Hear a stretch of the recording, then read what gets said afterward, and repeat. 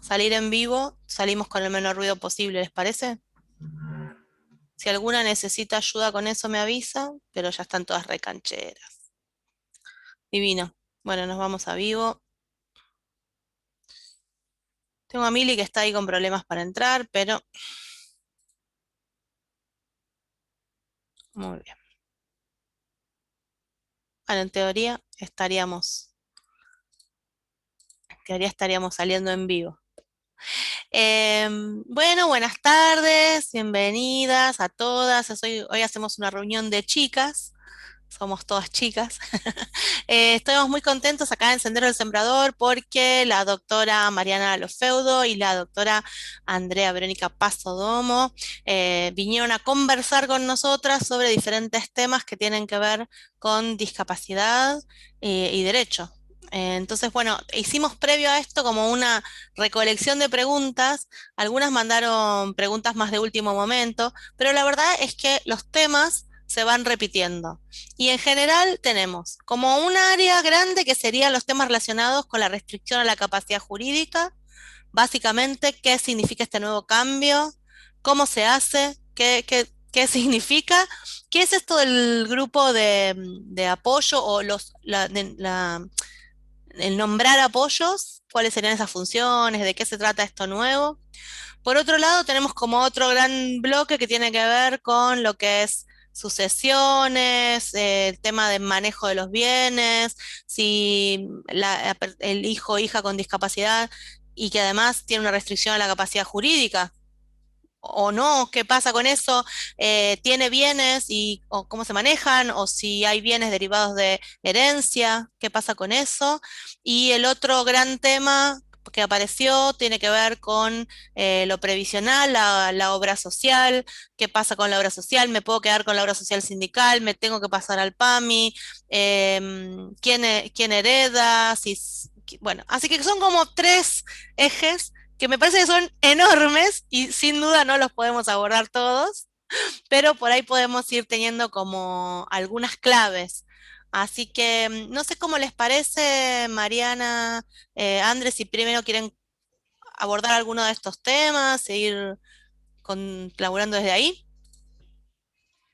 Sí, bueno, buenas tardes, ahora un poquito más formal a todas. Es un gusto estar acá compartiendo este espacio con ustedes. Espero que sea de utilidad para todos, para nosotras también, porque siempre es muy enriquecedor escuchar las consultas de los familiares, sean padres, hermanos, ascendientes, descendientes, de las personas con discapacidad. Más que nada, y por lo que veo o intuyo, nos centramos en un grupo que tiene que ver con la discapacidad mental o intelectual. Ujú. ¿Estoy en lo cierto? Sí, totalmente. Entonces, bueno, es un tema bastante complejo, donde se ha avanzado mucho y todavía hay muchas incertidumbres. Entonces, nosotras vamos a tratar de dar respuesta sencilla, porque la verdad que los temas, con Andrea charlábamos un rato hoy a la mañana, que bueno, son preguntas muy interesantes, ¿no? Y bastante complejas que no tienen tal vez una única respuesta. Eh, Así que bueno, entre todas vamos a ir tratando de construir una respuesta que a ustedes les quede claro por lo menos cuál sería el pensamiento jurídico o la respuesta jurídica en torno a todos estos temas que son muy vastos, como dijo Karina. Podemos estar hasta mañana en la mañana, chicas, toda la noche, de joda, hablando de... Divertidísimo. Avísame que no te tenga en cuenta cuando planifique alguna joda, porque no sería como. Pero bueno, no, puede ser súper divertido. Bueno, ¿por dónde podemos arrancar?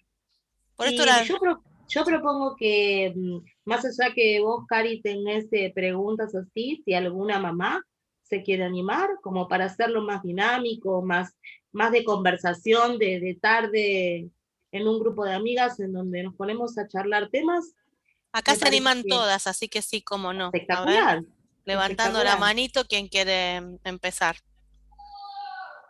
Tengo a Ángeles. Dale, Ángeles.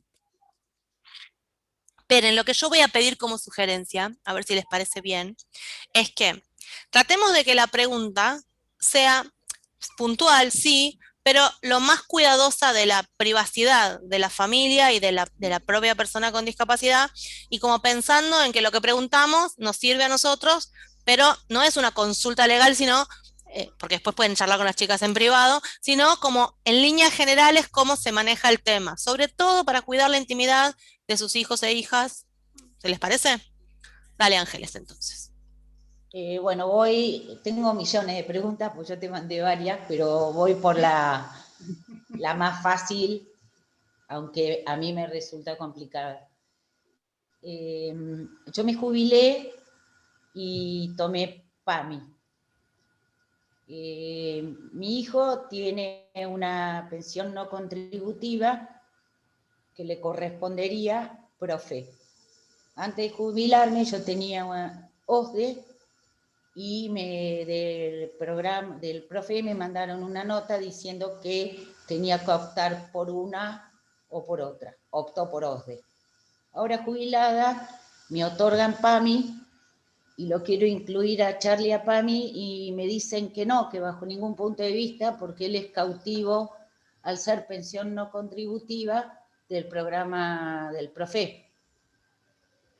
Bueno, yo, si me permiten, arranco yo en este punto. A ver, para hacer un poco de historia, para traer la respuesta un poco al presente y ver qué es lo que pasa hoy. Hace muchos años, todo lo que es el programa Incluir Salud, Profe, con todas las mutaciones que tuvo de cambio de nombre, el programa no existía. Entonces, aquellas personas que accedían a una pensión no contributiva, les correspondía como cobertura médica para atender todas las necesidades sanitarias, el Instituto de Servicios Sociales para Jubilados y Pensionados, PAMI. Cuando nace el programa en el marco, creo que fue ahí por el año 2006, si no me equivoco, nace el programa Incluir Salud dentro de la órbita del Ministerio de Salud de la Nación. Se da un tiempo muy escueto de plazo para que aquellos que ya eran titulares de pensiones no contributivas decidieran si continuaban en PAMI o se iban al programa. Obviamente, aquellos nuevos beneficiarios que accedían a estas prestaciones, a estos beneficios previsionales no contributivos, automáticamente la asignación del Incluir Salud como programa está per se y el descuento está automático. Es más, hubo un tiempo en el cual quien era beneficiario de una pensión no contributiva se iba y se tenía que hacer el trámite de afiliación, tardaba como 6 meses o más porque no hacían la afiliación, sí, obviamente descontaban mes a mes. Hoy día hacen la afiliación casi, no digo automática, pero muy rápida. Ese tiempo de 6 meses no está. Y el punto es, ¿qué pasa, no? Que es la pregunta tuya, Ángeles, porque me dicen que no. La realidad es que no recuerdo bien el año, pero la resolución saca internamente una resolución PAMI que es la 1100, mediante la cual se establece la incompatibilidad para acceder como afiliado al instituto, a PAMI, si es que uno era titular de una pensión no contributiva.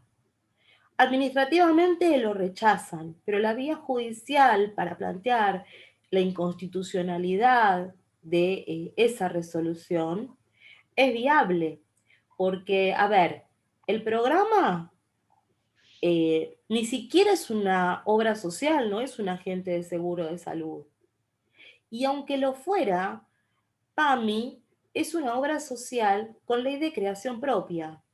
Entonces, la verdad es que dentro de su articulado de afiliación está el grupo familiar primario. Y si yo para las obras sociales nacionales, que digamos que podemos decirla como el común o el macro, que abarca a gran parte de la población, ¿sí? está previsto en el artículo 8 de la Ley de Obras Sociales y consecuentemente el resto de los articulados, la afiliación del grupo familiar primario. ¿Por qué no podría PAMI, con ley de creación propia, afiliar? O sea, ya hay un montón de pronunciamientos judiciales en los cuales se dice que por tener una ley de creación propia, justamente, eso no te pone en una condición más beneficiosa que el común. Tenés que estar en ese mismo pie. ¿Qué quiero decir con esto? Sí, mira la tecnicatura legal, que tampoco es el espacio, sino la idea es poder contarles que es posible, pero que hay que ir a la justicia para discutir esto, para que afilien, para plantear la inconstitucionalidad de una resolución interna, la 1100, que es más, que si uno la quiere buscar, y es prácticamente misión imposible encontrar el texto, pero si uno lo pide, las contestaciones que hace el instituto, invoca justamente esta resolución para negarla, y es una resolución interna. Entonces, bueno, es sabido que el programa es sumamente deficiente en la atención de las personas que son afiliadas al mismo. Y justamente quien accede a una pensión no contributiva son grupos extremadamente de personas con gran vulnerabilidad, con lo cual es doblemente el castigo, porque así uno hace y cumple con todo lo burocrático que es necesario para poder acceder a la prestación, termina siendo un golpear puertas para ir a la puerta de al lado y tener que hacer judicializar para que haya respuesta. Entonces, nada, decirles de que administrativamente van a tener una negativa, pero que la opción de discutirlo judicialmente lo tienen, y si bien uno no puede asegurar resultados, porque faltaríamos al código de ética profesional, es viable su discusión y el derecho existe. Entonces, bueno, será cuestión de querer apostar ese camino. Bueno, Andrés, perdón, sí. Aprovecho, Cari, bueno, no, dejo que emerja la pregunta que está relacionada con esto, Ok. que tiene que ver cuando fallece el titular. Sí. Ok, no, quería primero saludar a todas las personas que se fueron incorporando, a Mili, que estaba con problemas de conexión, a Cris, a Liliana, Graciela, Laura, Andrea, que se fueron incorporando, y contarles que lo que estaba respondiendo recién la doctora Andrea Verónica Pasadomo tenía que ver con si alguien tiene una pensión no contributiva, lo afiliaron al profe, pide afiliarse al PAMI, y el PAMI le dice que no en base a una resolución interna. Una resolución interna nunca está por encima de una ley nacional, o entonces la propuesta es, sí, administrativamente se va a rechazar, hay que ir a la vía judicial. No les aseguran que eso vaya a funcionar, pero hay jurisprudencia de que ha funcionado. ¿Hice un buen resumen, Andrea? Espectacular. Adoro el poder de Vamos. síntesis. Estás contratada, No, mi Karina. próxima, cuando termine una cosa que estoy haciendo, lo próximo que voy a hacer es abogacía, pero espérenme, chicas, falta un poco. Buenísimo. No, me parece que podemos perfectamente ir al tema de qué pasa cuando fallece el titular, en general de las obras sociales, porque es un tema que a muchas les preocupan.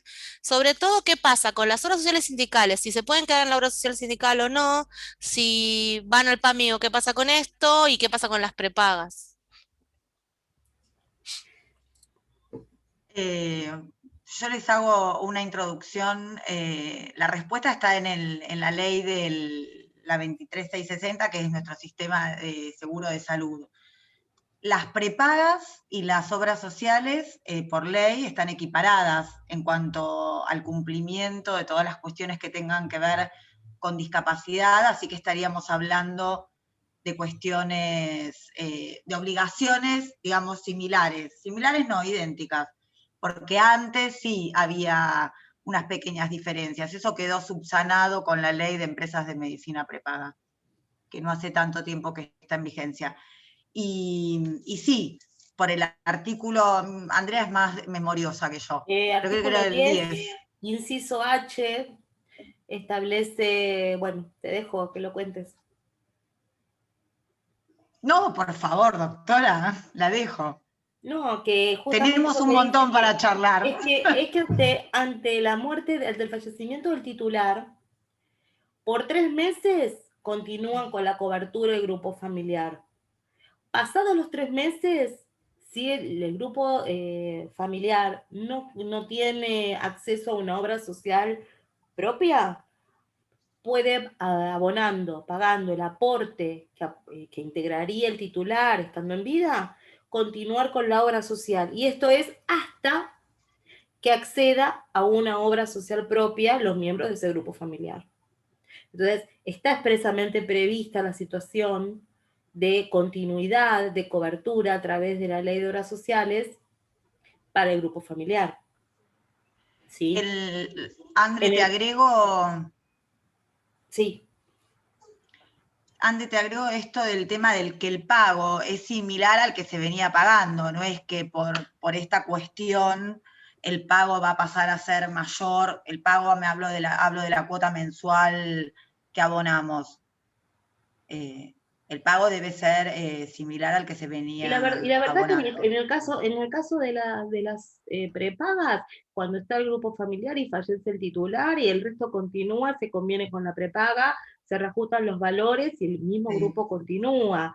O sea, se transferirá la cabeza de la titularidad en otro miembro del grupo, se reajustarán los valores porque hay una cápita que deja de existir, y continúan. Yo lo que haría, como recaudo siempre, es manifestar la voluntad de manera fehaciente enviando carta de documento a la prepaga para evitar esta cuestión de lo pediste, no lo pediste, llamé, me dijo el call center que sí, y el número no lo tengo, y me dijo de que me iban a hacer la devolución y nunca me la hicieron, y pasó el mes, y después el otro mes, y después me quedo, y después estoy desafiliada, y bueno, sí, la recibimos, pero pasa a ser un afiliado nuevo y tiene preexistencias, entonces, ¿por qué? Porque Claro, la prepaga no ese se es un puede negar a tema, recibir a nadie, uno debe declarar sus problemas de salud y en consecuencia lo que dicen es, bueno, tuvo una baja, tuvo una alta, antes estaban bajo relación de dependencia, ahora viene la persona individual como adherente, bueno, cambia esto, entonces es nuevo y con el título nuevo, tarifo. Entonces lo que antes costaba 10.000, me piden 50. Entonces, no me dicen que no, pero en realidad es una discriminación indirecta que me invita a no pertenecer. Entonces, hay que tener los recaudos de notificar de manera fehaciente, de quedarnos con copia de ese pedido, ya sea el envío de una carta documento, en época de presencialidad, hacerlo documentadamente, o que sea con una nota, pero que esté sellada. Hoy se envían las cosas por casilla de correo electrónico institucional y la justicia lo toma. Se guarda como archivo PDF en la computadora y sirve. Yo igual como soy bastante exigente con eso, ante una situación así no mandaría un mail, mandaría una carta documento. Es como que me siento más segura de que no va a entrar en dubitación si se notificó o no se notificó, si recibió en la casilla o no. Son temas que rozan lo muy delicado y que invita a ser más cuidadoso en los pasos que uno da. Estaba Bueno, pensando que acá todas las madres que están participando, ahí va Nora, tienen una alta experiencia en entregar todo por escrito, pedir todo sellado, firmado, recibido, con fecha, firma y algo, porque todas ya a esta altura tienen un es que, máster en es que nos luchar contra la volvemos expertos, burocracia. Cari. Nos Sí, volvemos expertos como familia, nos volvemos sí. expertos porque no es solamente los diagnósticos de nuestro hijo que debemos afrontar, son los caminos en el acceso y los no que tenemos que pelear. O sea, es un desgaste muy grande que hacen las familias. Y hay mucho Lo que, maltrato institucional. seguro. Lo que hablábamos con Andrea también era que se notaba que por el nivel de las preguntas, que eran preguntas complejas, digamos, que, o sea, deducíamos que eran familias informadas y familias, como vos decís, que se están manejando con este cuidado y con este recaudo porque están informadas. estar informadas y todas dicen que sí, ¿no? Porque si no, todas tienen, les pongo nota baja. No, Nora, sí, aparte ustedes piensen que nosotros somos una asociación de familias y acá hay muchas de estas mamás que están acá que son parte de la comisión directiva, otras que no, pero son muy activas dentro de la asociación también. Entonces hay todo un grupo de familias que están muy movilizadas. Nora. Sí, buenas tardes. La pregunta, ya que está sobre el tema obra social, es en el caso en que el único miembro del grupo familiar que sobrevive es la persona con discapacidad. ¿Puede esa persona seguir siendo titular de la obra social que viene arrastrando en toda su vida o necesita pasar a ser parte de la obra social de la persona que queda a cargo de algún otro familiar?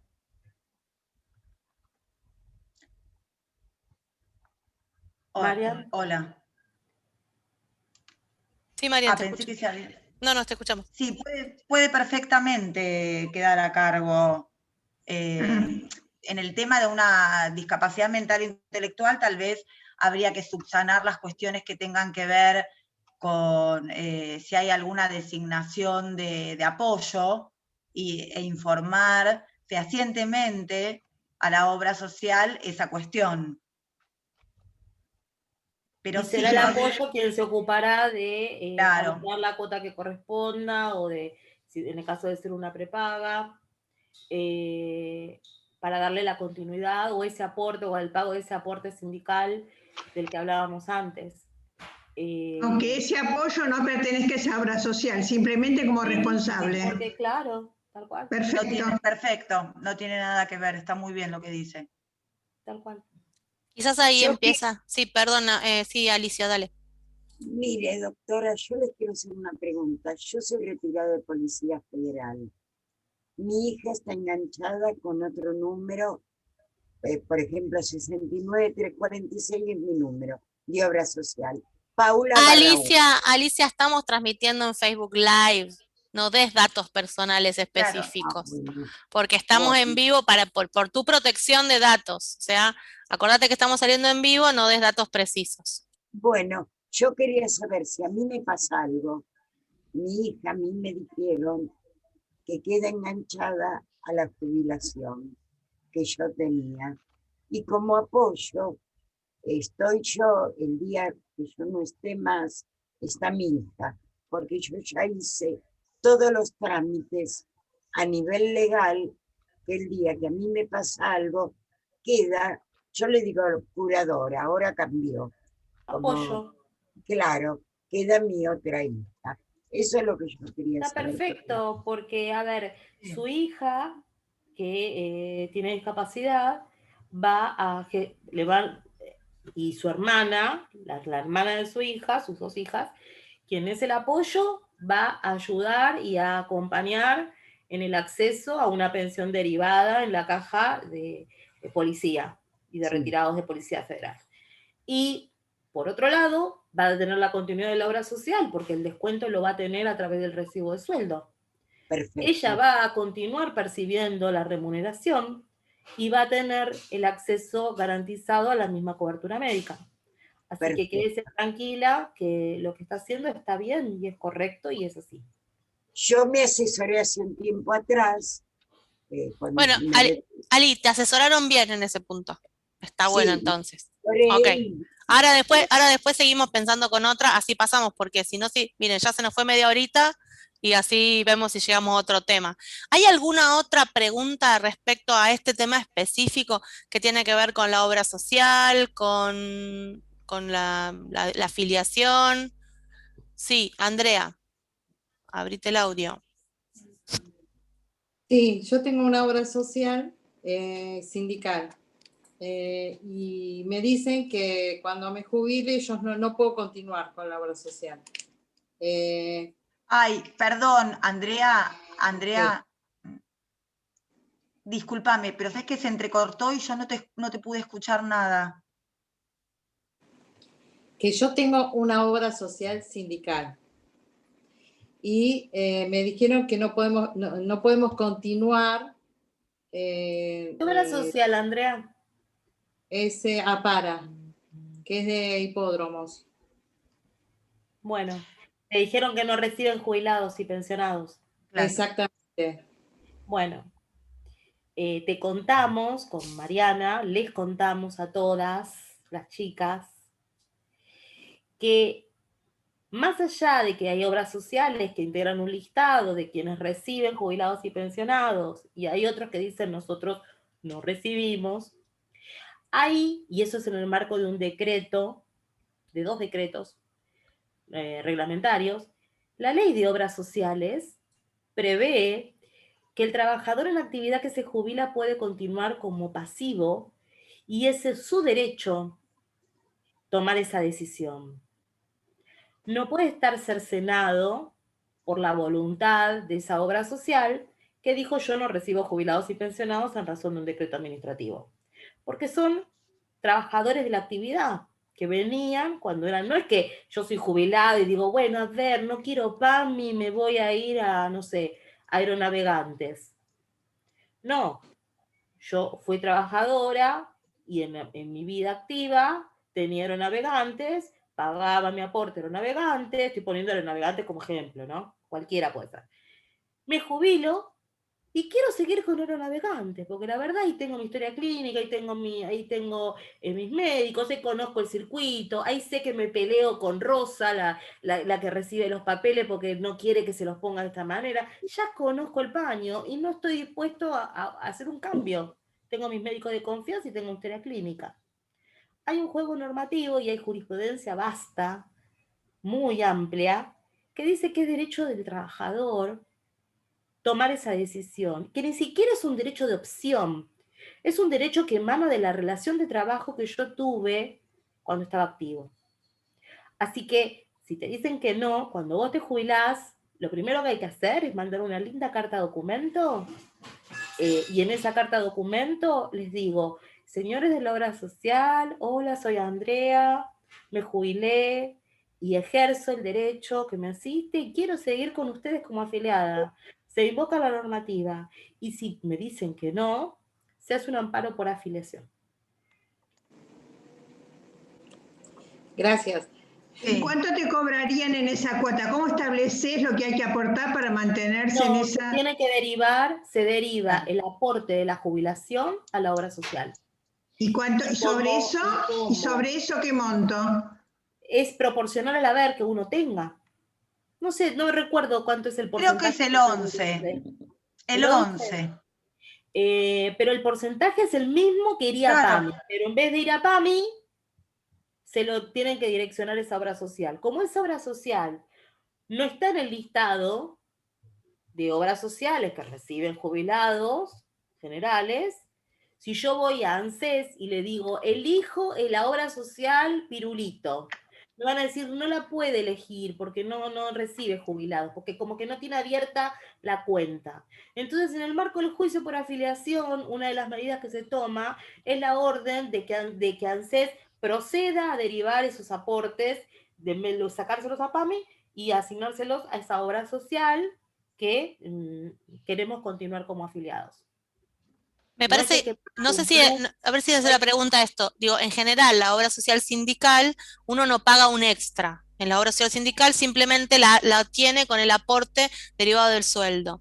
En el caso de pasar como jubilado, queda en la misma situación. Uno no tiene que complementar poniendo más dinero. Exacto. Ok, eso solo pasa cuando uno tiene... Eso, ok, no se complementa en ningún caso. Sí. Pero yo, en mi caso, estoy pagando, por ejemplo.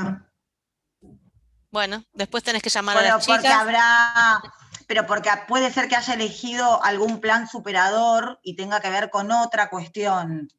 El mismo plan que tuve mientras estuve trabajando. Claro, pero yo creo que pasa esto, a ver si puede ser. Hay algunas obras sociales que tienen asociados como una especie de prepaga con planes superadores, y a veces uno los elige y tiene por encima de lo que era la obra social. No sé, el caso en general, por ejemplo, no sé, UP con ACOR. Sí. Entonces uno está afiliado a UP, pero con ACOR tiene como diferentes, y ACOR funciona más como prepaga que como obra social. Entonces te tienen como que dar lo mínimo, porque lo otro sí lo pagabas aparte. En realidad ACOR, ahora que mencionamos ACOR es el plan privado que comercializa UP. Claro. O sea, es UP. Claro. Es UP, pero Pero es un plan sería... privado. Entonces es como la Claro. obra Sí, es social un que, plan como privado. uno, como, Igual UP es un caso que es tremendo, porque Acor cuando le conviene es UP, y cuando no le conviene es Estamos Acor. tocando No, un tema Acor que es... la enoja la doctora Mariana, Ah, la enoja, la es saca. terrible porque eso nos pasa no solo en la instancia de intimación, sino en la instancia, me ha pasado directamente en mediaciones, de que, bueno, según era la cobertura del medicamento, era UP o era ACOR, porque, bueno, cuando es una obra social hay un reintegro, digamos, de las prestaciones por discapacidad que hace el Estado. Cuando es una prepaga, eso no existe. Entonces ellos especulan y se ponen en diferentes situaciones, pero bueno, justo me tocaste el caso de UP y Acor, que es un caso bastante complicado y escabroso, ¿no? Porque tiene un tinte un poco raro. Es bueno, mi caso, por eso. no entremos, sí, por eso. Ah, bueno. Yo soy re inocente cuando Perdón. hago las preguntas, ¿viste? Sí. Muy bien. Bueno, si les parece, hay algún otro tema fuerte, pero a ver, básicamente, si se están por jubilar, váyanse asesorando si se quieren quedar en la obra social sindical para no ir a parar al PAMI si no lo desean y poder accionar legalmente, apropiadamente para poder quedarse y si pueden. Sí, Mariana. Sí, que es también importante en estos casos no aceptar el PAMI, porque mucha gente sin querer acepta el PAMI en esos trámites administrativos y estar atentos a esto que contaba recién Andrea. Cuando ya estamos próximos a ese momento. Es muy importante lo que estás diciendo. No se tienen que afiliar, no tienen que ir a Claro. afiliarse. Porque una vez que hacen eso, ya no pueden Derecho. volver para atrás. ¿Sí? Claro, ahí ya la situación se torna bastante inviable. Pero bueno, hay que... Por eso siempre el derecho es bueno estar informados como para poder tomar las decisiones correctas, como esto, porque hay gente que piensa que tal vez en una instancia administrativa dice, bueno, lo acepté, después veo, lo dejo, y bueno, no son tan inocentes o tienen consecuencias bastante importantes esas decisiones. Buenísimo, muchísimas gracias. Tenía una pregunta más, creo que era de Ángeles, respecto a jubilación y pensión. Si una madre tiene jubilación y pensión y fallece, si el hijo o la hija con discapacidad hereda jubilación y pensión. Es Andre, que es la especialista en Sí, previsional. en realidad sí, uno puede tener más de una pensión. De hecho, va a tener que gestionar la pensión derivada del beneficio de su mamá jubilada y si ya no compartía la pensión con el papá, hacer una inclusión en la pensión del papá. Yo optaría por iniciar el trámite en aquella que tengo mejor haber, para que en el caso de que surgiera algún tipo de obstáculo o de planteo, tengo asegurado ya ese ingreso y voy y peleo por el resto. Pero no debería de haber inconvenientes. Permiso, es mi jubilación y la pensión por fallecimiento del papá. Sí, sí, eso fue lo que explicó Andrea recién. Es eso. Lo que decía es que si la pensión ya no la comparte, porque bueno, entiendo que si se hubiera hecho la sucesión, ya estaría teniendo parte de la pensión. No, es así. Cuando fallece uno de los papás, se hace el trámite de pensión, que será derivado directa. Lo que cambia es que la persona que falleció estaba activa o era jubilada, nada más. Y una serie de requisitos que no viene al caso charlarlos ahora. ¿Qué pasa? Puede pedir la pensión la viuda, el viudo, y no participa el hijo con discapacidad, pero el hijo con discapacidad tiene derecho y es legitimado a acceder a ese beneficio. Entonces, puede haber dos opciones, o se presenta ese papá o esa mamá viuda y omite lo que es la revisación de junta médica y demás que debe pasar, ¿sí? Ese hijo con discapacidad, aunque sea titular de un CUD, un certificado único de discapacidad, es como que el trámite es más simplificado, porque yo presento partidas y crédito vínculo y ya está. Si ocurre eso, y hay un solo titular, que es la viuda, el día que fallece, ese hijo se va a tener que presentar. Entonces el trámite se llama inclusión en la pensión del papá fallecido. Ahora, si esa mamá cuando hace el trámite de pensión lo hace conjuntamente con su hijo, los dos son cotitulares del beneficio, comparten el valor del haber, y el día que fallece la mamá, el hijo acrece directamente la parte de la mamá y no necesita hacer trámite de pensión, pasa a cobrar directamente el 100% del haber. Buenísimo, muchísimas gracias. Gracias. Bueno, ¿qué les parece que pasamos a otro de los temas? Me parece que, bueno, como ven, Andrea es más... A mí me causó gracia porque Mariana me dijo, a Andrea le encanta previsional. Se nos dice, bueno, a cada uno le gusta lo que le gusta. Por suerte... La vida te va a llevar a temas. Andrea se especializó en previsional y bueno, yo también sé de previsional, pero no sé cómo ella, y la que se ocupa del tema previsional es Andrea. No, la capacitación de las dos está clarísima, lo que estaba diciendo era los gustos. O sea, la formación no está en discusión, sino que es con placer.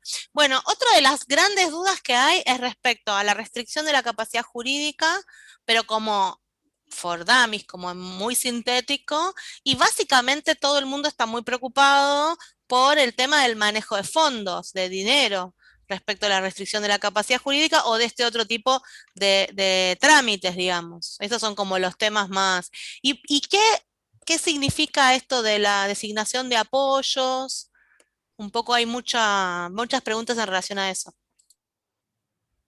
Bueno, Mariam, la dejo a Mariana porque estoy hablando mucho yo. Van a decir que acaparo audiencia, no puede ser esto. Somos las dos habladoras, chicas, así que no se preocupen. Las dos nos gusta hablar. Bueno, es otro tema bastante complejo. El tema de la capacidad jurídica es un tema que no quiero entrar en cuestiones que tienen que ver con lo técnico académico, porque quiero ser sencilla en el lenguaje, pero bueno, es una sucesión, o sea, como está el tema hoy, es una consecuencia de reformas del Código Civil y Comercial, de la vigencia de la Convención sobre los Derechos de las Personas con Discapacidad y también de la vigencia de la Ley de Salud Mental.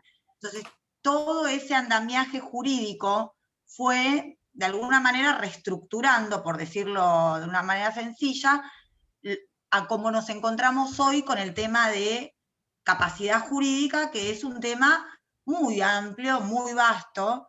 Eligieron todos así, los temazos. Bueno, la próxima se las hacemos más fácil, chicas, pero este es un grupo exigente. No, pero está bueno, nos encanta. Y básicamente, como para que, a ver si tal vez ustedes ya lo saben, y si no, bueno, lo repito. Se nos frizó Mariana. Me silencié sin querer. Ah, ok, dale. Y te cerraste la cámara también, me parece. Hola, ¿están ahí? Nosotros sí. ¿Vos? Ahí estás. Hola. Sí, ahí te vemos. Ah, sí, porque se congeló. Bueno, aquí lo que les quería comentar, aunque tal vez ya lo sepan, es el tema de la diferencia básica entre lo que es un proceso de restricción de capacidad jurídica y lo que es un proceso de incapacidad jurídica. Hay una diferencia notable jurídicamente.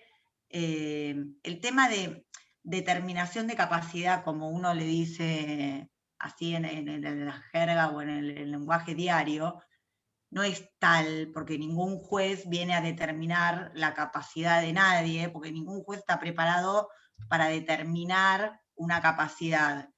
Lo que sí se hace es restringir la capacidad para determinados actos, ¿sí? Una sentencia de restricción dice qué es lo que estaría restringido por esa sentencia.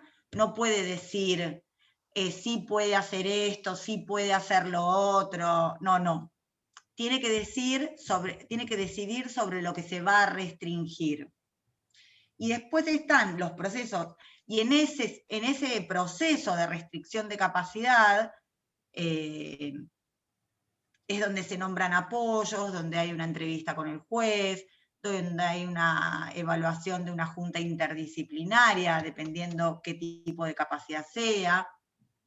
Y después, se nombra en general un sistema de apoyos, que es el objeto de la restricción de capacidad en general.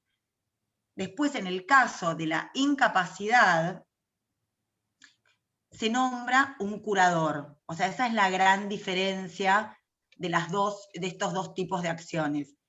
Cuando hablamos de restricción y cuando hablamos de incapacidad, o sea, por ejemplo, hablamos de incapacidad y el ejemplo que ponemos siempre es ante una situación como la que atravesó Cerati, el cantante, ¿se acuerdan? El de Soda Stereo, que había quedado en un coma, y bueno, y no tenía ninguna manera de expresar su voluntad. Ese es un caso de incapacidad, o sea que se va a tramitar la incapacidad jurídica y se va a nombrar un curador. Los otros tienen que ver con restricción de capacidad para determinados actos, ¿sí? ¿Queda bien clara esa diferencia? Por eso antes hablábamos de la curatela, todo. Eso ya no, digamos, siguen siendo acciones similares, no iguales, con algunas diferencias, pero ya no se dice más curatela. Y el curador... Jurídicamente no, pero quizás al oído de la gente, claro, como un coloquio, como un cotidiano, ¿no? Se dice curatela, pero en realidad ni curatela ni determinación, sino restricción claro. de la capacidad, porque la capacidad se presume, todos somos capaces, lo que se hace es una revisión de en qué aspectos yo necesito que alguien me acompañe, y ese alguien que me acompaña es el apoyo, que no necesariamente tiene que ser una única persona, pueden ser varias, no necesariamente tiene que ser familiares directos, pueden ser gente con los cuales la persona con discapacidad pueda contar, que tenga afinidad, que haya una empatía, haya esa cuestión de compromiso desde el afecto y desde lo humano para hacer ese rol y ese acompañamiento. Que podría ser, André, te agrego también en el caso del apoyo, una asociación civil, una fundación, una persona También. jurídica. Eso te iba a preguntar justamente. Totalmente. Si es posible incorporar, y si ya hay jurisprudencia en Argentina de que se haya incorporado, y qué implicaría para una asociación comprometerse como parte de un sistema de apoyo. Bueno, hay muy poca jurisprudencia sobre el tema, esto es algo que está un poco más adelantado sí, es más una cuestión de la diaria, más en España, por ejemplo.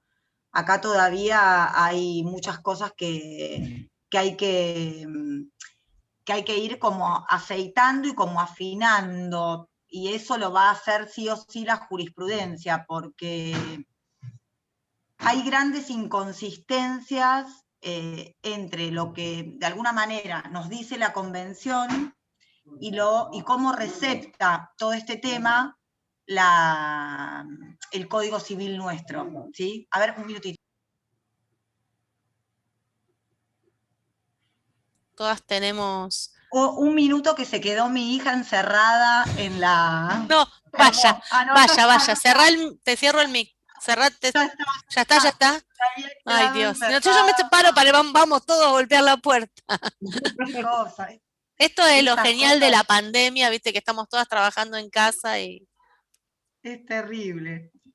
No, yo lo que estaba preguntando era respecto de si es posible, porque esta es una pregunta que nos venimos haciendo y que un poco empezamos a hacernos como asociación también, sobre todo porque nosotros llevamos adelante proyecto de vivienda, entonces tenemos el proyecto de la vivienda y dice, bueno, a largo plazo, si se va a depender de los apoyos, a veces hay familias que no tienen muchos familiares directos en quienes armar un sistema de apoyos. ¿Podría la asociación en parte constituirse dentro del sistema de apoyos, no como único apoyo, pero dentro del sistema de apoyos? ¿Y qué implicaría para la asociación? Entiendo que en España tienen muy aceitadas las fundaciones tutelares, que son estas personas jurídicas que se encargan específicamente de estos temas y nosotros por ahora no tenemos. Sí, mientras esté dentro de la capacidad también del objeto de la asociación, que esté dentro de su capacidad jurídica para implementar, eso es un elemento también a considerar, y el alcance de las obligaciones estarán determinados en función del caso particular y de lo que necesite la persona, y advierta el equipo interdisciplinario que intervenga con el juzgado y marque como necesidad. O sea que la idea sería que si no está dentro del objeto de la asociación, hay que hacer una modificación del estatuto, digamos. Y yo lo tendría dentro de la capacidad, sí, porque tiene que ver con la capacidad jurídica de la asociación. También. Perfecto. Y sería, uno Sí. podría asumirse como, por ejemplo, Claro. el tema, digamos, porque en general apoyos se suelen designar para el manejo de dinero, como decíamos antes, pero también A veces para el para manejo de dinero, a veces para realizar determinados trámites, a veces para acompañar, no sé, Claro. consultas médicas, a temas sanitarios, y hay un apoyo que maneja muy bien una parte y es el que se designa para eso, y otra persona es otro apoyo y persona es muy hábil, no sé, con los números, entonces lo ayuda con la administración del dinero, otro con las gestiones administrativas, entonces lo ayuda a solicitar los turnos médicos, a gestionar toda la parte sanitaria, y eso se va armando en función a, a, a modelo, a requerimiento de la persona, ¿no? Es como un Claro, talle a medida, como un vestido a medida.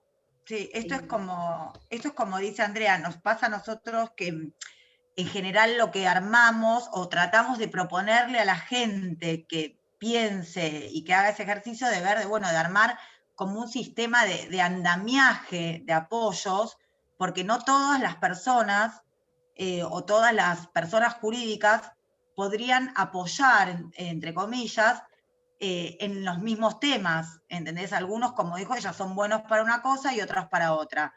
Y pasa también que a veces los apoyos o son muy personas de una edad muy avanzada, otros son muy jóvenes, como un mix para poder tratar de cubrir todas las eventualidades, que bueno, eso es como la vida, no sé si uno va a poder cubrir todo, ¿no? Pero por lo menos tratar de que se acerque a eso. Bien, estoy segura de que hay preguntas, Licha. Sí, ahí te vi la mano. Abrite el micrófono, por favor.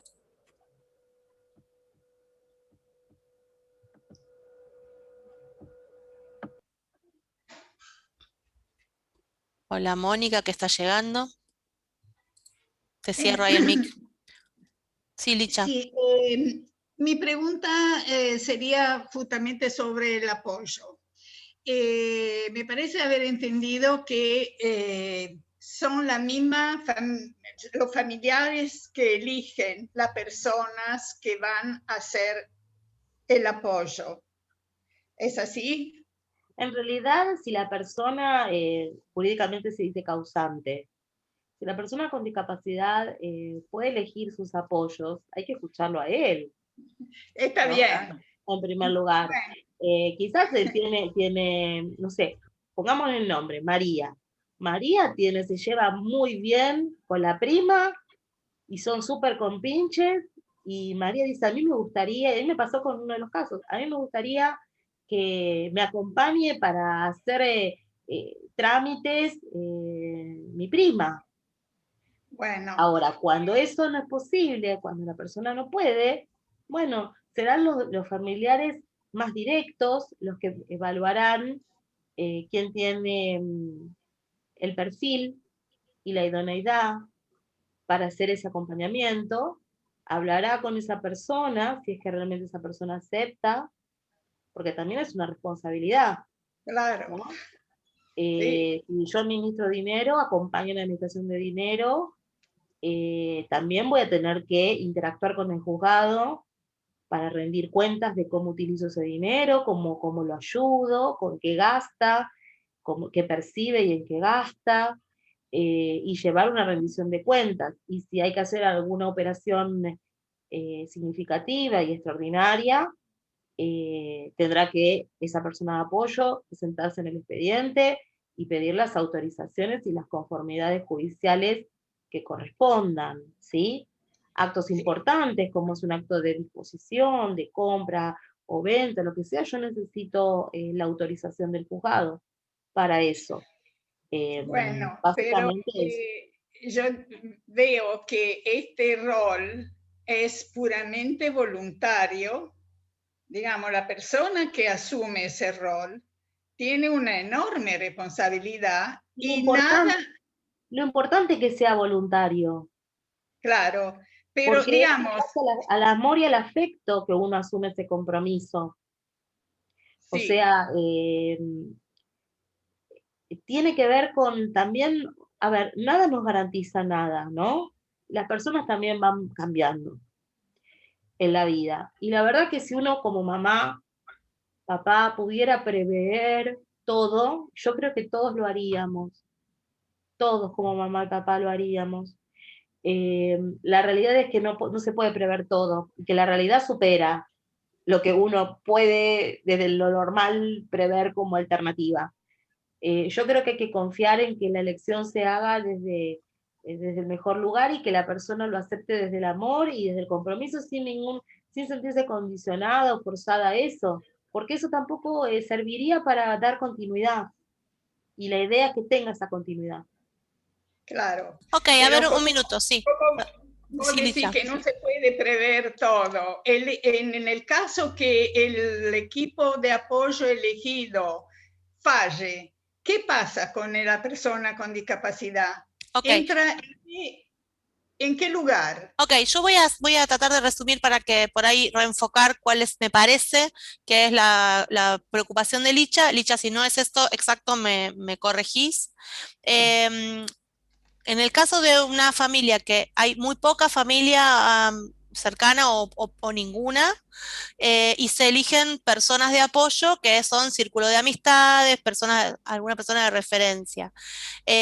Por un lado, ya cuando no estén los padres, si hay algún tipo de control, cómo es el control, y qué pasa si las personas que fueron designadas como apoyo no están cumpliendo efectivamente ese rol, quién se ocupa de eso y entonces por quién se reemplaza. ¿Estaría de Licha lo que te preocupa?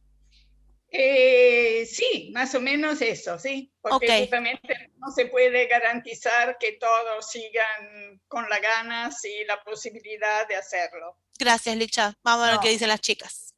A ver, yo voy a tratar de, porque la pregunta también tiene un montón de respuestas, no es muy fácil de responder resumidamente, ¿no? O sea, uno propone un sistema de apoyos. Hay una entrevista con el juez también se entrevista con los apoyos, no es que el juez no los conoce. El juez se entrevista con los apoyos, se entrevistan con el defensor, o sea, están todas las partes del juicio en audiencia donde se conocen. Luego de eso, los apoyos aceptan el cargo, o sea, y ahí asumen esa responsabilidad. Antes, en todas las cuestiones que se barajan dentro del proceso de restricción, tienen responsabilidad y tienen el deber de rendir cuentas. Por ejemplo, nosotras tuvimos, les cuento un caso muy sencillo, sin dar nombres, por supuesto, ¿no? De una señora que había sido nombrada apoyo de su hermana, si no mal no recuerdo, era la hermana, que estaba internada en una institución y ella la iba a visitar y era la encargada de proveerle todas las cuestiones que tenían que ver con su higiene, aseo, algunas cuestiones extra de ropa y bla, bla. Y cobraba el causante, se dice en la ley, ¿no? A la persona que se le restringió la capacidad, horrible la palabra, pero bueno, así se dice jurídicamente. Cobraba, como si fuera hoy, vamos a suponer cualquier número, ¿no? 40.000 pesos. pero la persona esta, para ir a visitarla, vivía en provincia, a un montón de kilómetros de donde iba, y se tomaba cada vez que iba un remis de ida y de vuelta. Y cuanto más seguido iba, era como si gastara hoy, no sé, 3.000 o 4.000 pesos solo en remis de ir y venir.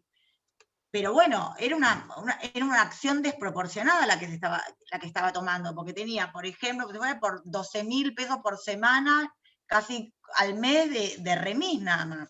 Entonces, eso se denunció en el expediente y el juzgado le hizo devolver absolutamente todo el dinero que tenía que ver con este transporte exagerado que ella tomaba.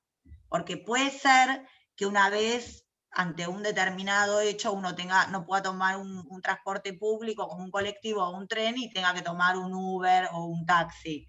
Pero no absolutamente todas las veces que iba, ida y vuelta, porque tiene que ser un gasto proporcionado en relación al haber que uno maneja. Marian, te hago una pregunta. ¿Quién denunció esa situación? Una de las cuidadoras de la institución. Ok.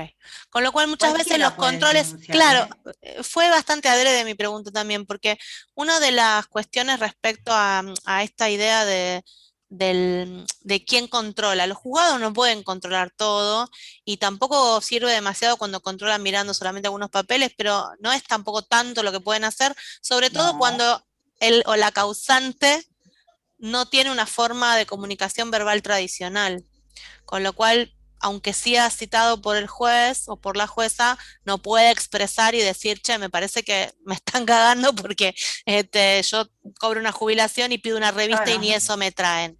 Pero sí muchas veces somos en las instituciones las que podemos ver que eso está sucediendo y intervenir o hacer la prestación. Nosotros como institución tenemos la experiencia de habernos presentado en juzgado, haciendo ver situaciones que respecto a una persona, y hemos tenido buena recepción del juzgado. O sea que eso en función también de cómo colaborar con los controles. Cualquiera puede presentarse a juzgado y decir, yo acá creo que hay algo que está pasando.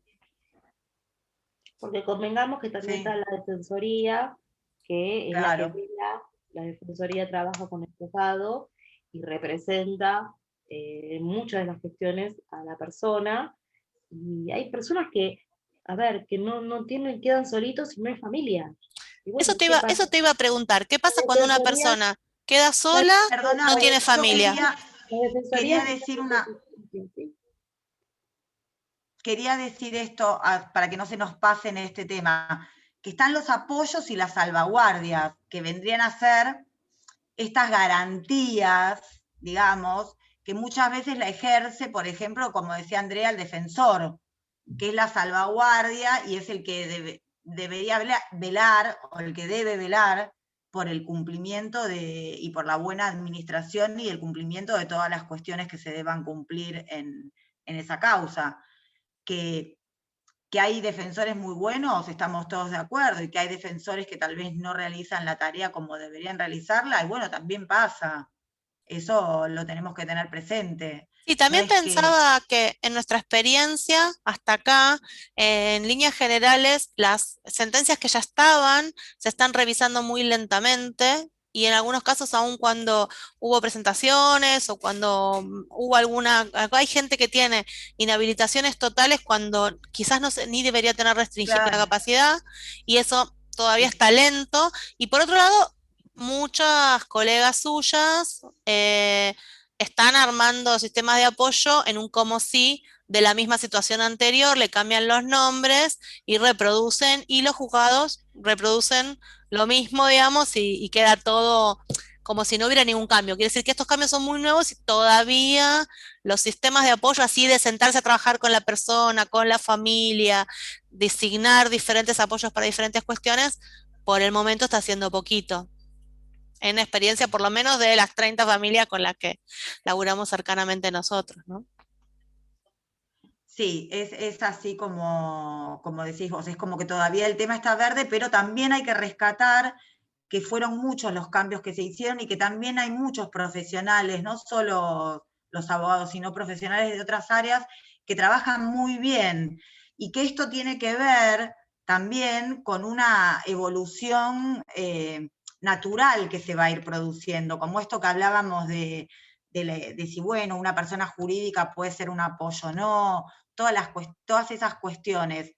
Eso, digamos, el tiempo lamentablemente va a hacer que se vayan definiendo jurisprudencialmente esas cuestiones.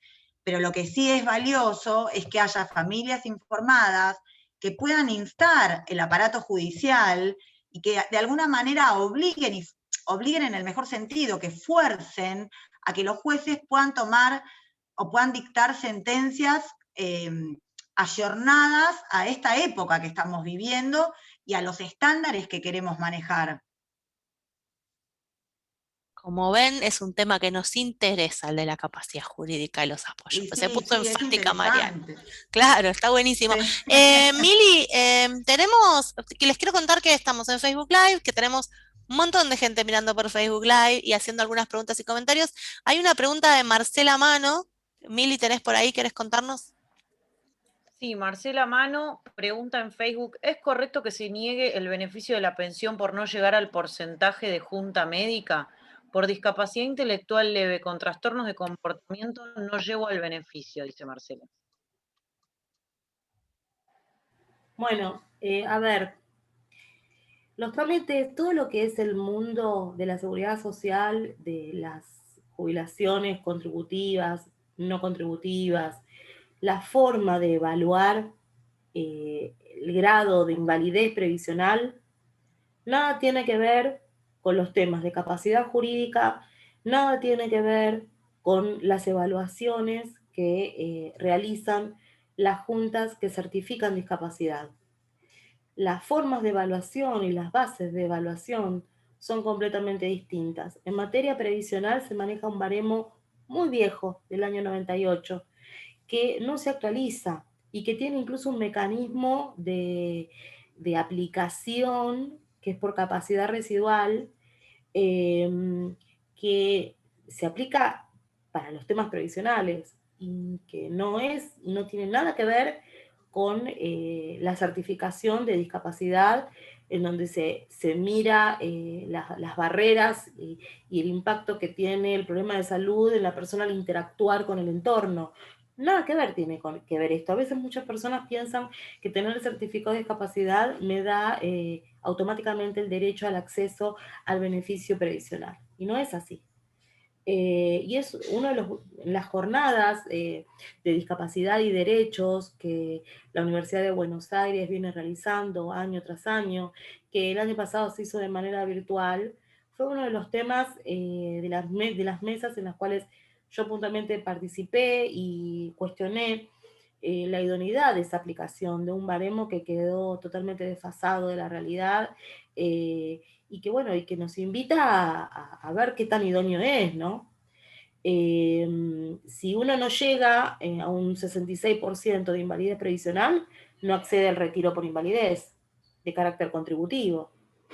Si uno no accede, no llega a un 76% de invalidez, no accede a una pensión no contributiva nacional. Y es así. La vía de discusión, existe la vía de recursiva administrativa y también la judicial, pero también en la judicial hubo cambios. De por sí uno peleaba judicialmente cuando uno no accedía al 66% de invalidez, y los jueces, en esta facultad que tiene el juez de decidir, decía, bueno, no llega al 66, lo revisa cuerpo médico forense, llega a un 50, pero esta persona no puede trabajar, tiene carácter alimentario, la jubilación, es un derecho, está tutelando una situación, una contingencia que tiene que ver con la salud, que tiene que ver con la enfermedad, se otorga igual el derecho. Durante muchos años la Corte se pronunciaba en esta línea, pero si uno revisa jurisprudencia, hoy día está más dura y estricta en este punto, y nos dicen que el juez no puede decir lo que no dijo el legislador, y que esa sentencia es una sentencia arbitraria, y la manda a revisar. Entonces, es así, y los caminos son esos. Bueno, lamentamos decirle a Marcela que está difícil que le pegue una revertida a eso, que en todo caso va a tener que trabajar en influenciar la legislación para que se cambie y se cambien esos baremos. Chicas, ¿alguna pregunta que tengan por ahí dando vueltas? Si no, tenemos más por ahí. Están todas así como... Sí, Mónica. El micrófono, Mónica. No sé como llegué tarde, bueno, vos ya sabías, no sé si hicieron la pregunta que yo le había formulado, creo que te la mandé a vos o a Mili. Capaz que no, pero capaz que sí, por eso para no A Mili. repetirlo. Mili no, ¿La hicieron ya? Sí, la pregunta que No. vos nos mandaste, si la habíamos mandado, tenía que ver con el primer tema que se había empezado a tocar en relación a las herencias de las Listo. pensiones y... Entonces ya. Sobre Listo, las herencias de las pensiones ya está, después está el video, así que se puede rebasar. Sí, no hay problema. Pero sí Perfecto. estuvimos conversando bastante sobre eso. Perfecto. ¿Alguna otra pregunta en relación a...? Sí, Andrea. Sí, yo estoy un poco perdida con el tema de los apoyos, no estoy tan informada, pero Diego mi hijo tiene la curatela vieja, o sea, la que yo soy la curadora y creo que está como incapaz también. El tema es el siguiente, mi hija me reclama siempre que haga como que le herede o sea, como que lo deje escrito que ella hereda la curatela. ¿Esto es así? ¿Nada que ver? ¿Cómo es? Porque más fácil. No sé si Mariana quiere contestarla, mucho más fácil. Primero que se revisa la sentencia cada 3 años. Debe, por la Debería revisarse la sentencia cada 3 años. Pero en esta función de esto puede ser una oportunidad para invitar al juzgado a que lo haga. Y Mariana, que la pregunta que nos hace, ¿qué le decimos?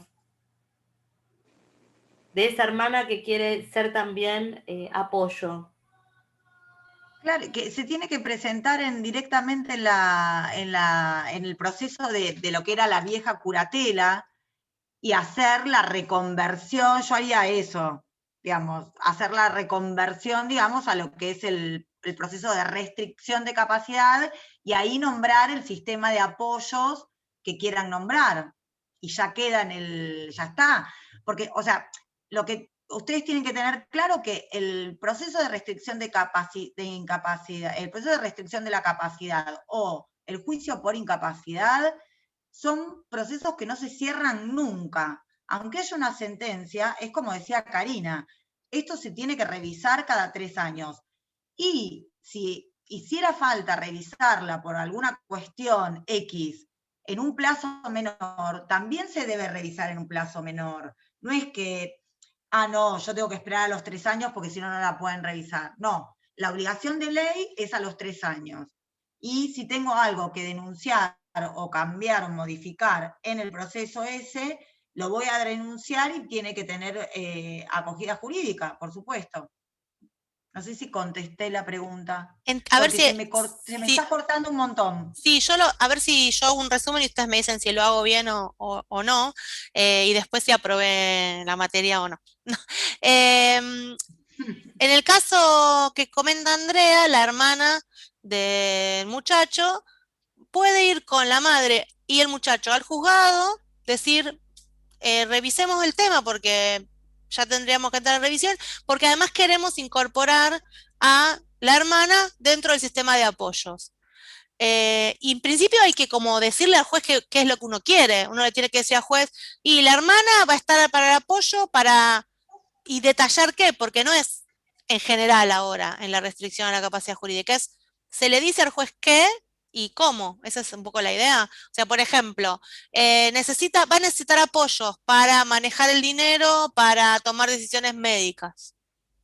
Y para eso lo puede apoyar la hermana. ¿Algo así? Sí, bueno, o sea, primero va a tener que presentarse con un abogado, porque va a tener que estar, sí o sí va a tener que tener un abogado patrocinante que lleve adelante esta petición. Y ahí puede aprovechar y reconvertir lo que es la vieja curatela en este juicio de restricción de capacidad, y no es que sí o sí hay que tener un apoyo para determinar, un apoyo para cada cosa.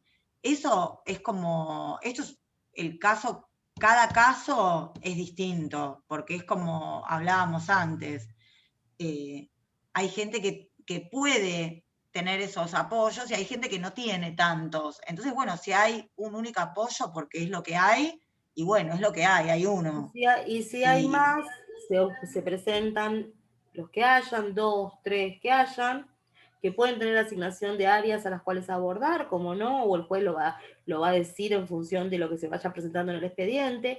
Y en el caso que nos comenta Andrea, la recomendación es hacer esa presentación, manifestar que la hermana también quiere participar, solicitar que se actualice esa sentencia a su estado actual, presentar parte médica actualizada como para ser el piso sobre el cual van a hacer las evaluaciones para reajustar el dictado de una sentencia acorde al presente y designando a varios apoyos que se presenten en esta oportunidad.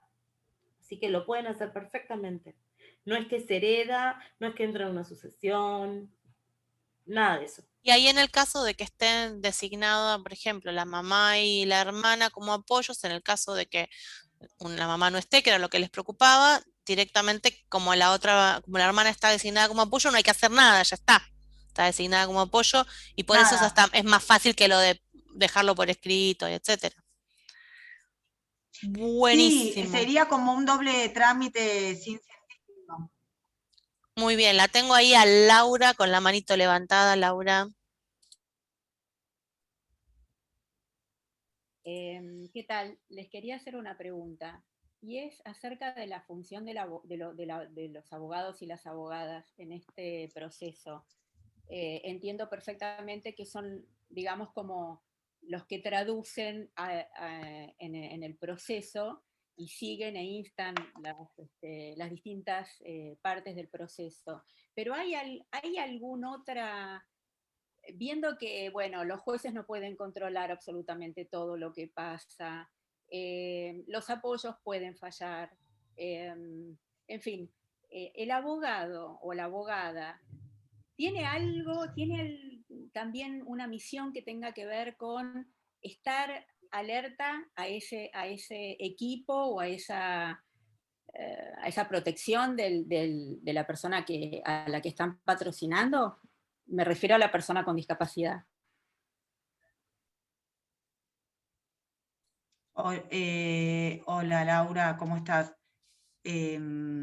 Bueno, no es que, bueno, uno tiene la obligación de denunciar si hay algún ilícito o alguna cuestión así que denunciar. Después esto tiene que ver también con la ética profesional de cada letrado, y esto tiene mucho que ver con un tema que venimos trabajando con Andrea, que es de lo que vendría a ser como el nuevo abogado de cabecera en el caso de las personas con discapacidad, que por eso digamos, la invitación que hacemos siempre con Andrea, que nosotras trabajamos con chicos que se están por recibir, la invitación que les hacemos a capacitarse en estas cuestiones, porque, y a la gente que busque abogados que estén especializados en el tema, porque no es lo mismo una persona que sepa de civil que sepa de civil y de discapacidad. O sea, hay un montón de cuestiones a tener en cuenta que el abogado que está especializado en esta materia sí o sí tiene que ir incorporando, porque no solo por una cuestión de ética profesional de cada uno, sino porque también lo que está pasando es que las mismas personas con discapacidad mental o intelectual también están exigiendo, porque todo esto que viene pasando ya hace un tiempo, en algunas medidas sí, a veces no, pero sí hay muchos casos de que las mismas personas con discapacidad están apoyadas y están incentivadas a que tomen sus propias decisiones. Y antes era impensable que venga la consulta la misma persona con discapacidad y ahora sí pasa. Antes venían en general los padres tomaban la decisión, se hacía lo que decían los padres, se acabó, otro tema, y ya está. Ahora pasa que vienen a la consulta las mismas personas con discapacidad y son ellos los que también nos piden y nos dicen cómo quieren que sean las cosas. Entonces esto es un combo de un montón de cuestiones. No hay una respuesta que yo te diga sí, no, y ya está. Es un combo de un montón de cuestiones y uno lo va a ir armando en la medida de las posibilidades que tenga, o sea, porque uno habla de la autonomía de las personas con discapacidad, de favorecer a la autonomía, pero bueno, el favorecer a la autonomía de las personas con discapacidad también nos trae estas consecuencias, que bienvenidas sean, ¿no? Pero bueno, por eso para mí lo importante en estos casos es poder contar con un abogado de confianza, y no solo que sea de confianza, sino que esté especializado en estas cuestiones. No sé si te respondí.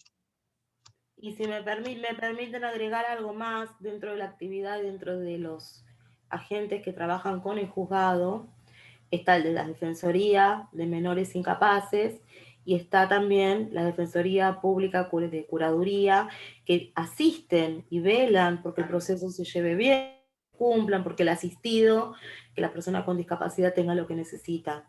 O sea, hay, más allá de las formalidades y del rigorismo, hay muchas miradas dando vuelta. Igual tomo lo que dijo en un comienzo la doctora Mariana.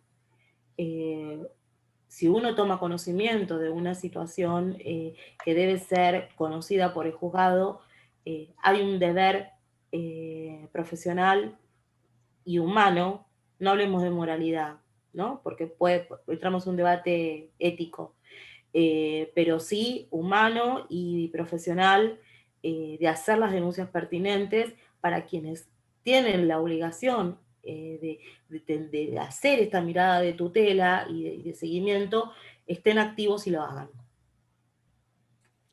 Pensaba recién, qué importante, Andrea, que trajiste estas figuras también de estos roles que pueden tener los y las abogadas dentro de los diferentes roles del proceso, y además recordaba haber estado en una charla donde para estas figuras, que no me acuerdo cómo se llaman, que nombraste recién la última, de Defensor público curador. defensor público curador, los requisitos son de esos abogados y abogadas como lo de ser juez.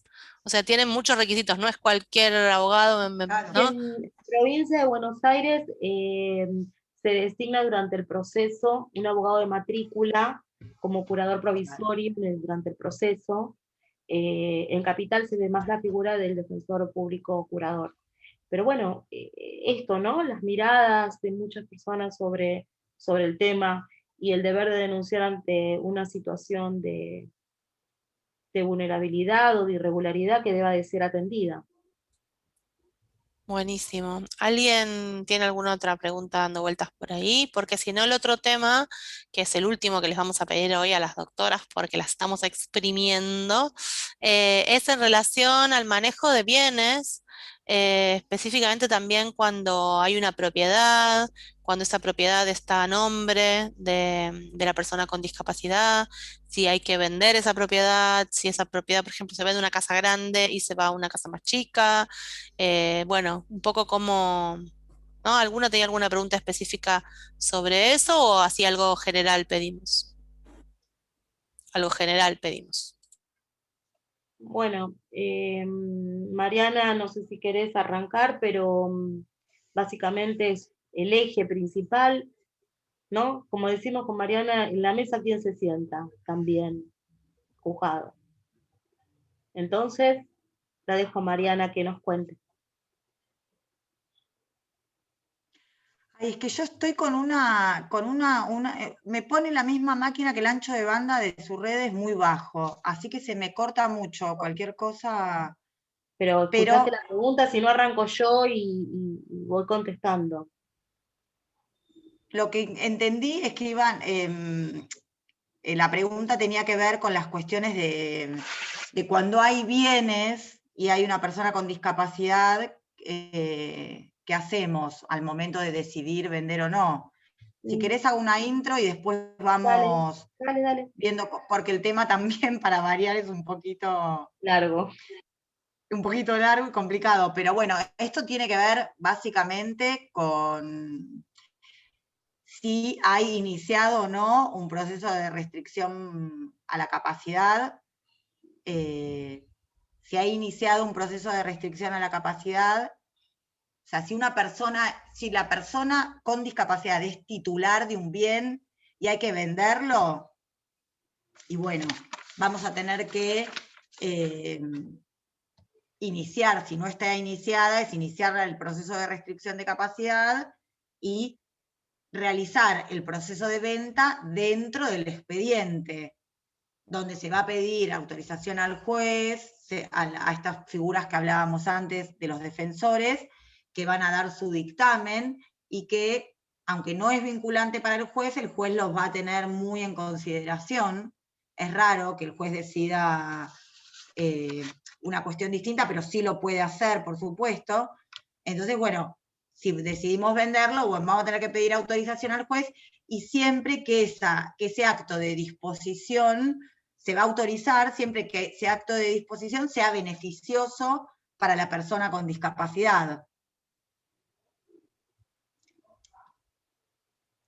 Se tiene en cuenta, cuando uno hace este tipo de toma de decisiones, siempre la intervención con el juzgado es activa. Ustedes imagínense que si debo rendir cuentas de cómo administro, ni hablar un acto de disposición. Uno tiene que hacer la propuesta al juzgado de qué se va a vender o cómo se va a invertir. Si se vende una propiedad para comprar otra, voy a tener que llevar varias tasaciones para probar que el precio es ajustado al mercado. El juez va a decir, va a ver en qué voy a invertir. Porque, a ver, si yo voy a vender una casona enorme para comprar algo chico, que eso que es más pequeño realmente sea de utilidad para la persona, pero al mismo tiempo, ¿qué pasa con el resto del dinero?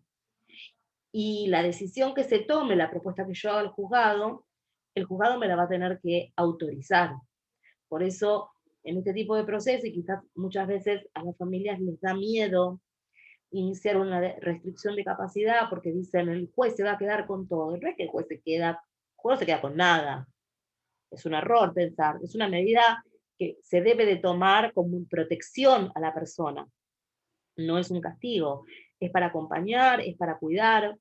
Y cuando ocurren este tipo de situaciones o de toma de decisiones, el juzgado está obligado a velar porque ese dinero o esa inversión que se haga sea realmente beneficiosa para la persona titular y no sea un negocio para terceros. Entonces, sí, va a costar todo mucho más. No va a tener la libertad de ir a un escribano a comprar y vender. Sí, me va a llevar muchos meses. Sí, si hay plata en una cuenta bancaria y tengo que sacarla, es muy probable que me cueste trabajo, que el juzgado me la autorice sacar. Y uno va a decir, pero parece que la plata es del juzgado y no de la persona. Son muy cuidadosos en ese tema, porque bueno, conlleva lo patrimonial, conlleva también un ámbito de alta sensibilidad de intereses espurios de terceros. Entonces, tiene una mirada muy, muy cuidadosa. Y ahí, como bien dijo Mariana, emiten opinión, todas las figuras, y el juez decide y autoriza y todo se documenta. Pero eso no debe ser un obstáculo, tiene que también ser una tranquilidad, porque uno como mamá y como papá está hoy día, el tema es cuando uno no está y haya terceros. Entonces, debe ser un motivo de tranquilidad y no de cuestionamiento o de tenerlo como un hostigamiento, más allá de lo burocrático de los papeles. Sí, es un tema muy interesante y muy importante visto desde ese ángulo.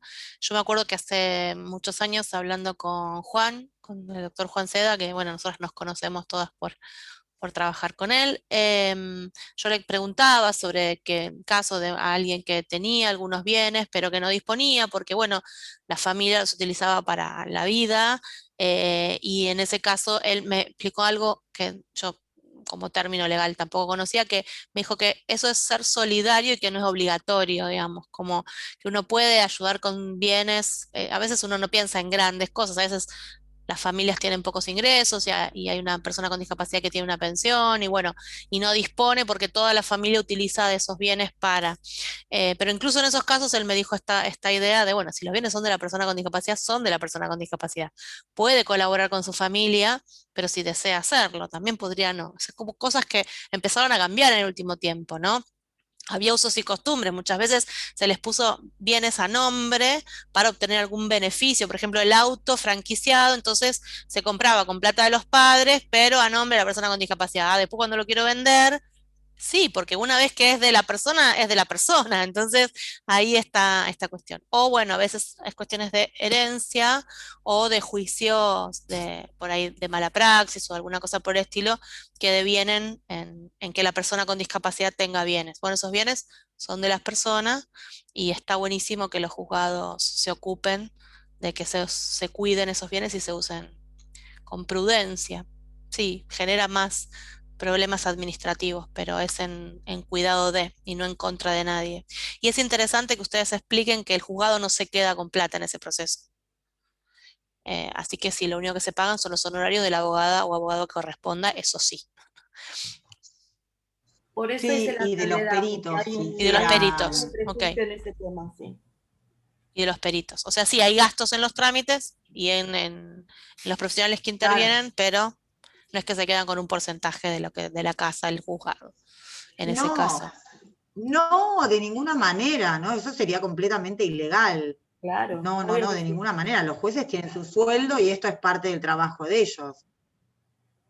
Aunque se maneje una masa de bienes millonaria, el juez no tiene por qué, ni ninguno de los intervinientes, digamos, así como sean de la justicia o auxiliares de la justicia como nosotros, no deberían, o sea, para nada.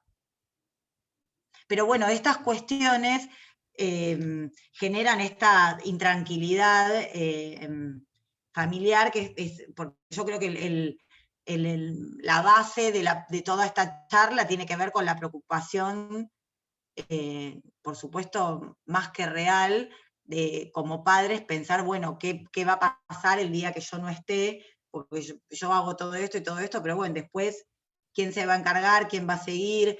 ¿Quién va a tener responsabilidad? Si no tiene responsabilidad, ¿quién responde? Y bueno, son todos interrogantes que es muy bueno que los formulemos y también saber que hay muchas de estas cuestiones que vienen cambiando y hay que hacer, y hay que seguir trabajando para que cambien de la mejor manera posible, para que estos mecanismos sean más aceitados y más sencillos para las familias y para la persona con discapacidad. Buenísimo, chicas, son las 7:30 de la tarde. ¿Alguna tiene alguna pregunta así que se la queda como...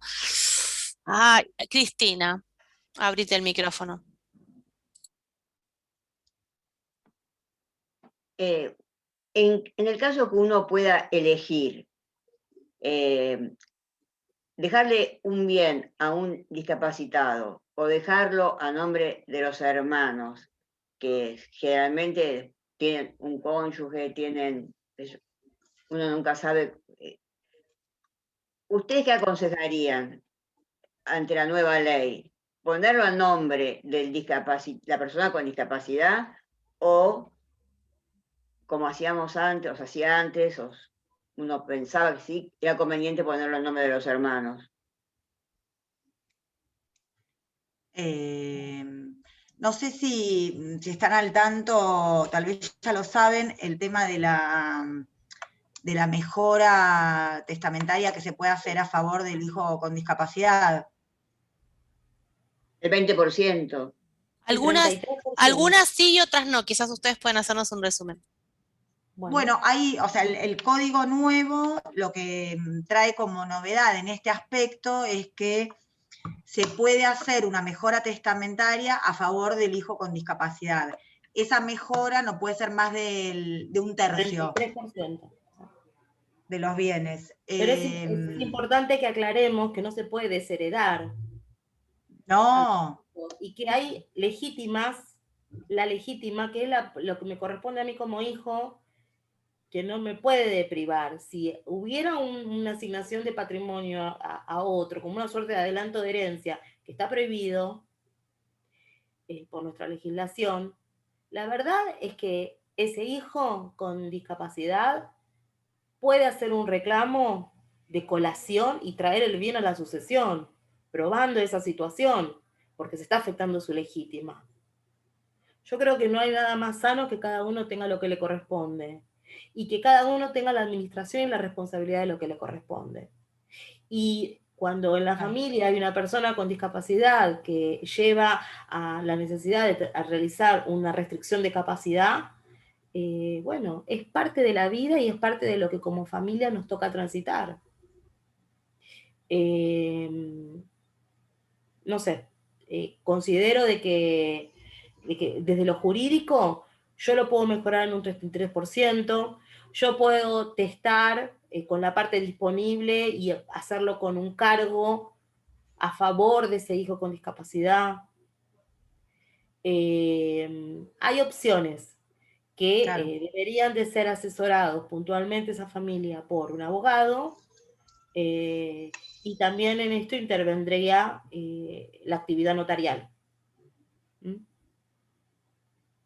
Por eso me parece tan importante a lo que decían las chicas, que es no cualquier persona, no cualquier abogado o cualquier abogada, sino abogados especializados en discapacidad, porque abogados que están capacitados para un montón de otras cosas, por ahí no están al tanto de estas últimas cuestiones y se siguen como tendencias más antiguas al respecto. Claro. Te vi, Ángeles, pero Milagros, ¿tenés algo de chat? Fideicomiso, yo pensaba que me iba a decir del fideicomiso, poner como beneficiario de, que se podría hacer también, de un bien.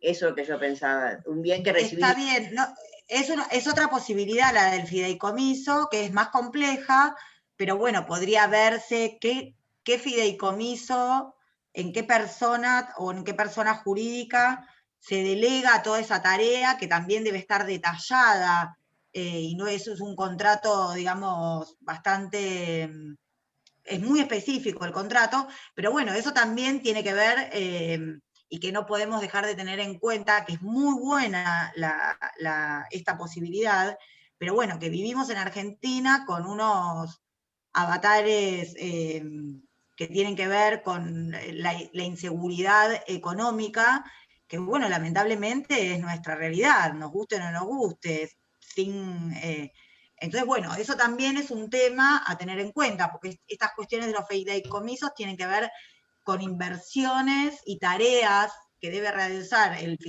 fiduciante a largo plazo, más que nada mediano y largo plazo, y que deben rendir frutos. No es una tarea sencilla en Argentina esa, ¿no?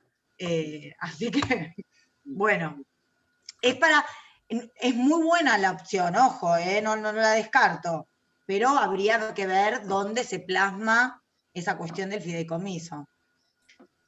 Tomemos el último comentario. Yo sé que Ángeles estás con ganas de decir algo más y todo, pero me parece que las hemos exprimido mucho. Tenemos un último comentario de Facebook que quizás se pueda hacer alguno, Mili, alguna referencia breve para no dejar a la gente que está en Facebook afuera. Sí, ¿me escuchan? Porque tengo ahí un par de problemas de conexión. Sí, te escuchamos bien. Paola Cardillo, excelente charla, mucha claridad en los temas tratados, saludos, hay bastantes personas conectadas escuchando, así que transmito las felicitaciones. Y Celebra la Vida desde Mar del Plata nos hace una pregunta en relación a si una persona con discapacidad que está en curaduría oficial puede sacar una pensión no contributiva. ¿Puede ser que deba dejar en el juzgado su CUD? La pregunta dice que es porque no le dan el CUD original y es una traba para ayudar a cualquier trámite. ¿Puedo decir algo? ¿Alguien se le puede quedar con el CUD original? No. Hay dos cosas. Por supuesto que puede hacer el trámite de pensión. Es más, cuando no hay nadie, ningún apoyo, ninguna red familiar, la Defensoría se ocupa de hacer esto.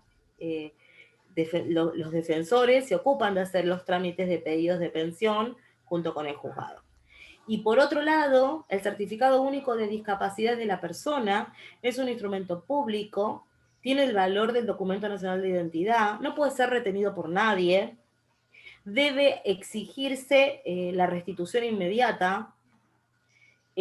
A lo sumo, si el juzgado necesita para hacer este trámite, que no lo debería necesitar, porque como bien les explicábamos antes, el acceso a una pensión y la forma de determinar la invalidez previsional no va atada al CUD, precisamente. Pero supongamos que lo pide porque lo necesita, bueno, se podrá hacer una certificación a través del juzgado de autenticidad de copia, pero el original debe ser restituido a su titular. Aparte, te agrego esto, André, el secretario tiene la capacidad de dar fe, digamos, de estas cuestiones, o sea que quedaría como una copia certificada en el juzgado y se retira el original. O sea, hay veces que sí, que en una presentación para eso, lo hace el propio juzgado. Claro, es una... No, hay Nos algo quedamos ahí todas que con la no. boca así, tipo, ¿cómo se van a quedar con el CUD? No, chicas, No, nadie les no, puede no. retener el CUD como nadie les puede retener el DNI. Listo, eso No, de es ninguna manera. así, no, ninguna. No, muchas veces, antes, ahora volvemos a esta cuestión digital, no, pero antes te llamaban del juzgado y te decían, o en algún proveedor decían que bueno, que venga la parte y exhiba el CUD original, y vos dejabas una copia y ahí mismo lo que se dice, el actuario es el secretario del juzgado, el actuario certificaba y ya está, listo. Quedaba como una copia certificada en el expediente y ya está. O sea que no, que es una práctica irregular, digamos. Buenísimo, así que tienen que quejarse con... Mucho Llama mucho la atención, así que bueno, no, anda a quejarte y busca apoyo, hay patrocinio legal si la persona no tiene recursos, hay patrocinios legales, ¿cómo se llaman? La universidad tiene uno donde está... Esto es para las personas que no tienen bienes, digamos, ¿no? Para las personas que no tienen recursos, quienes residen en capital pueden, y por temas de discapacidad, cuentan con el patrocinio jurídico gratuito de la Universidad de Buenos Aires, la comisión 1400 a cargo del doctor Juan Antonio Seda, del cual la doctora Mariana Lofeu, de quien les habla, somos parte del equipo docente, y son recibidos y atendidos con la misma calidad de un abogado de matrícula, solo que son atendidos por los alumnos con el seguimiento obviamente, del equipo docente que está en forma permanente en esa atención.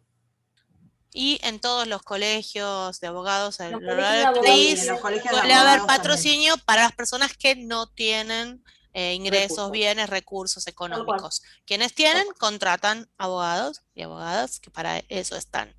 Bueno, yo quiero que, si yo no lo corto así, no las dejan ir. Entonces, si les parece, podemos abrir los micrófonos, darles muchísimas las gracias, etcétera, y despedirnos también nuestra transmisión de Facebook. Así que yo voy a interrumpir la transmisión de Facebook. Primero agradecer enormemente el tiempo de las doctoras Mariana Lofeudo y la doctora Andrea Verónica Pasodomo, profesionales de excelencia, muy capacitadas en el área de discapacidad, del equipo docente del doctor Seda, de la Universidad de Buenos Aires, pero además excelentes personas como las vieron, y también familias, y también con un montón de situaciones personales que las hacen además mucho más valiosas, aunque no haya sido tema de este encuentro, y las podemos invitar en otro más privado, para charlar quizás de esas. Así que bueno, primero voy a cortar la transmisión de Facebook agradeciéndoles, así que muchísimas gracias a los que estuvieron en Facebook. Muy bien, voy a cortar mi grabación también.